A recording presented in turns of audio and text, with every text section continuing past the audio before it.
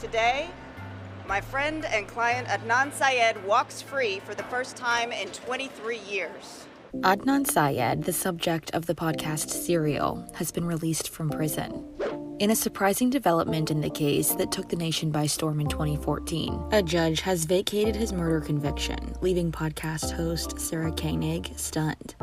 I was shocked. I did not see this coming at all. One of the first things I did was call Adnan's brother and his mother. They told me they didn't know either. The prosecutors who filed the motion to release him kept it pretty tight, it seems, she told the New York Times. On Monday, Baltimore City Circuit Judge Melissa Finn gave prosecutors 30 days to drop the case or proceed with a new trial. In a new podcast episode dropped on Tuesday morning, Sarah broke down how this came to be, 8 years after wrapping up the first season of her hit program. Almost a year ago, a new law took effect in Maryland, the Juvenile Restoration Act.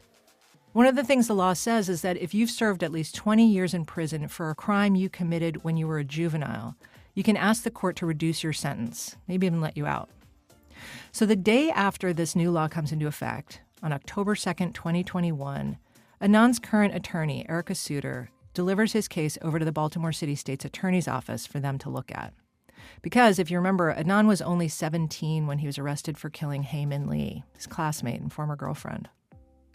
This request goes to Becky Feldman, chief of the Sentencing Review Unit for the prosecutor's office. One of the factors she has to weigh in deciding whether to support a sentence reduction under this new law is the facts of the crime. So Becky Feldman starts reading, and pretty soon she's bothered. Something isn't right with the case. She's having a hard time answering what should be a simple question. What's Adnan Syed's level of culpability in this crime? Adnan was 17 years old when he was arrested for killing Hae-Min Lee and has served 23 years of a life sentence behind bars for a crime he says he didn't commit in 1999.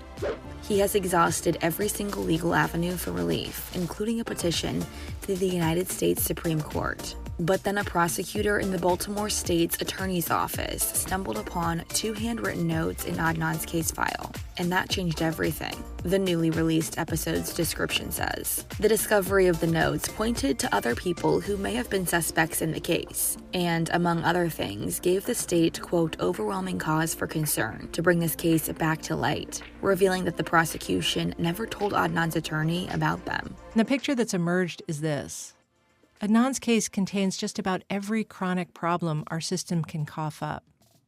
Police using questionable interview methods, prosecutors keeping crucial evidence from the defense, slightly junky science, extreme prison sentences, juveniles treated as adults, how grindingly difficult it is to get your case back in court once you've been convicted.